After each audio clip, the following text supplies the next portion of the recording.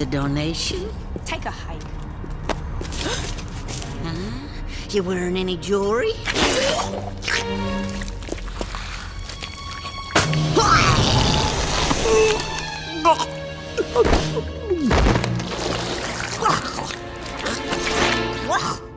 What have you been eating? I'm not telling you anything. Au contraire, you're gonna tell us everything. And I mean everything. Rogue. Hey.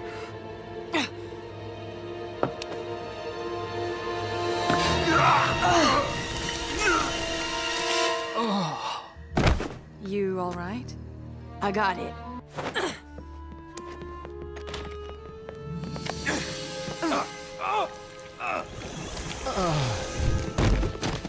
Oh no. I'm sorry. I mean... Where's Logan? Dom. Don't. We all choose sides, Rogue.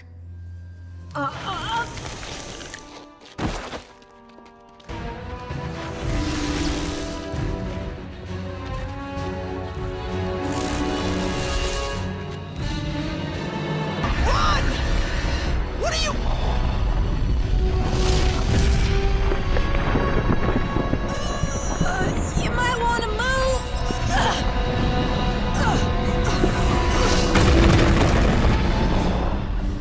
It's gonna be okay. Everything's gonna be alright.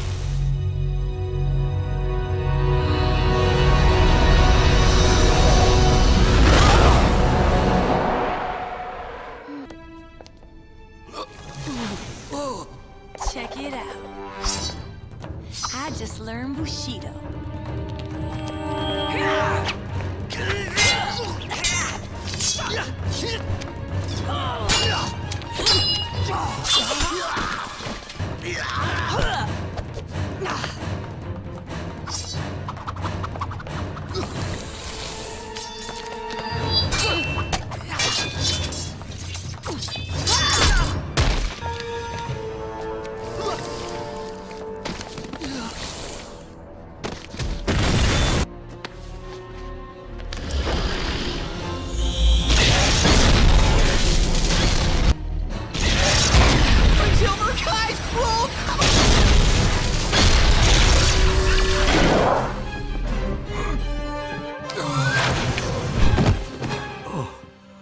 Thank goodness.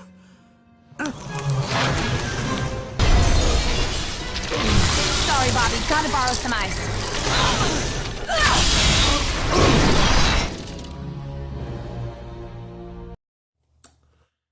What's going on, guys? Bart here with Tully Television, and today we're going to be getting into a comic book review. I want to thank all of you for stopping by, liking, commenting, sharing. I hope that today is the day we earn your subscription. The march to 500 subscribers continues. And today we're getting into Uncanny X-Men number 4, entitled The Eye of the Hurricane. This is the particular cover I got. Back-to-back Nightcrawler covers. I love that. It's crispy, man.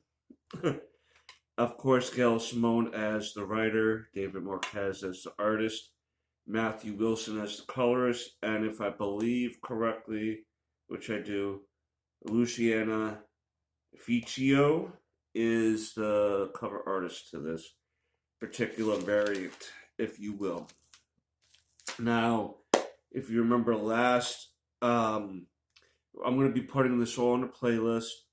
If you remember last issue, Sarah, Charles Xavier's old girlfriend, his first girlfriend, or at least before Moira and Lilandra, Sarah and Wolverine fought, and she has something called somber steel in her claws, or that are her claws, and she really whipped up Wolverine, making you wonder if it's a stronger metal or as strong as adamantium.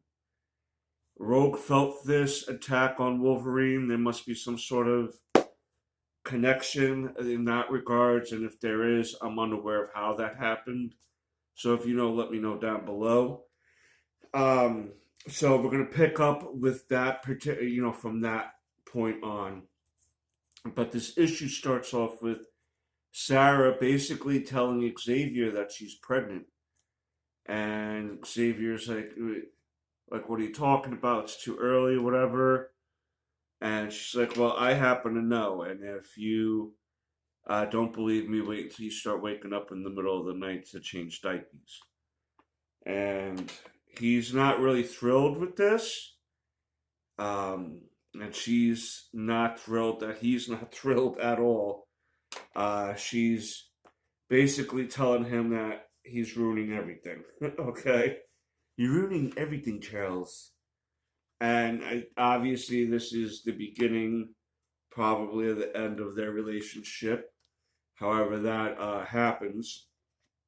But we have Rogue and Kurt teleporting in the area in which Wolverine was at during his fight with Sarah. And they do come across him because the scene around that area is like a chaotic scene. And this is definitely one of my more favorite panels. Wolverine just done up, bro. I can't remember the last time someone outside of Sabretooth or someone like that, one of his rivals, whipped him up like that.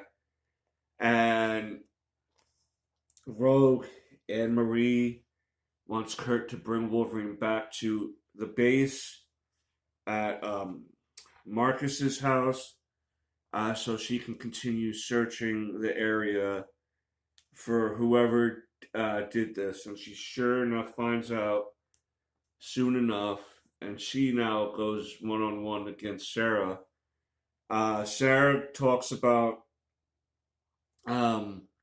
she doesn't like being called a mutant because Rogue at some point wonders if she's a mutant out loud to Sarah, and she's like, don't call me that.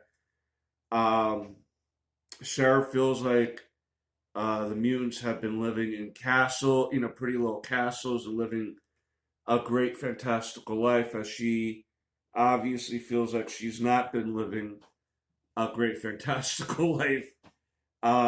We do pick up with Kurt bringing back Wolverine, everyone trying to take care of him, and we come across Karina and Philip here.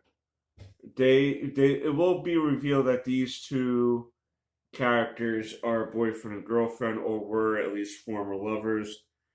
And Philip is concerned that Sarah is going to come across those kids that Rogue and them are taking care of.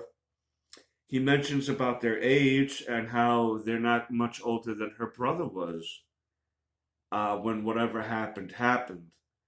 So he asks for them to send in help. She refuses. Now, her hatred for mutants obviously is going to stem from something that happened to her brother by the hands of a mutant. That's the most logical deduction is usually the correct deduction. And I don't mean that in any sort of way a dig at the writing or anything like that. We didn't initially know why she had a hard-on for mutants. But with the mention of the brother today, in this particular issue, you're starting to kind of piece things together, so to speak. And we continue with the fight between Rogue and Sarah here.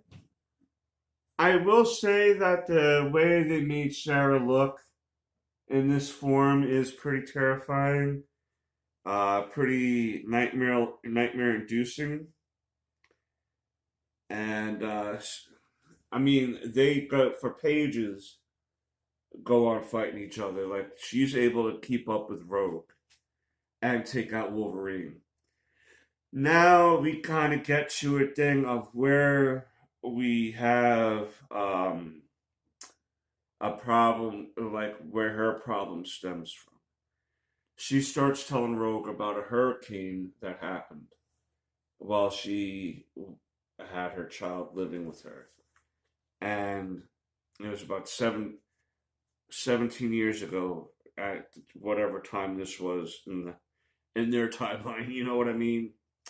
And unfortunately, she lost the child during the hurricane and the weather and because it was they're kind of mentioning they want you to kind of think about the Hurricane Katrina that happened many years ago that devastated New Orleans. Like it was such a war zone down there after that hurricane that people are still recovering today in that area because of that. And you can say all you want about living below sea level and all that. Doesn't mean that people have to suffer, at the way that people suffered during that hurricane. It was like really bad. So that's probably the hurricane they want you to think of when she mentions that. And she wound up losing her son during that, and then she winds up getting caught up in the flooding and everything, and was there for 3 days and came back looking like this particular version of herself. And that's when Rogue mentions about maybe that you're a mutant and you didn't know you were a mutant. And she throws that right off, like, nope, don't call me that. Don't call me that. And so she winds up breaking Rogue's arm. We do see Karina kind of letting Gambit know that there's a little bit of problems coming his way. Because he's kind of the next in command with everything. And basically, he tells Marcus and the kids and Marcus's family to go in the basement so him, Nightcrawler, and Jubilee can face off against these group of captured mutants. This looks very much like the character in the first 2 episodes or issues, or at least the first issue, Fawn. And she's obviously changed, and these are probably some of the other mutants they captured.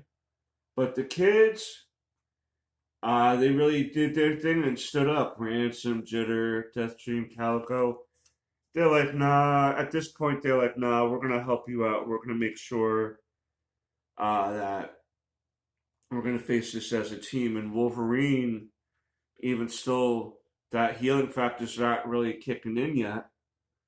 And he's like, just lead me to, just show me the direction. Because currently he's blinded. And, yeah, that's where we end. I just want to make sure that's where we end.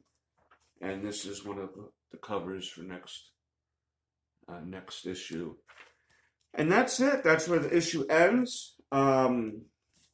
Pretty much the next issue, I'm assuming, is going to wrap up this particular first story arc and explain fully what it was that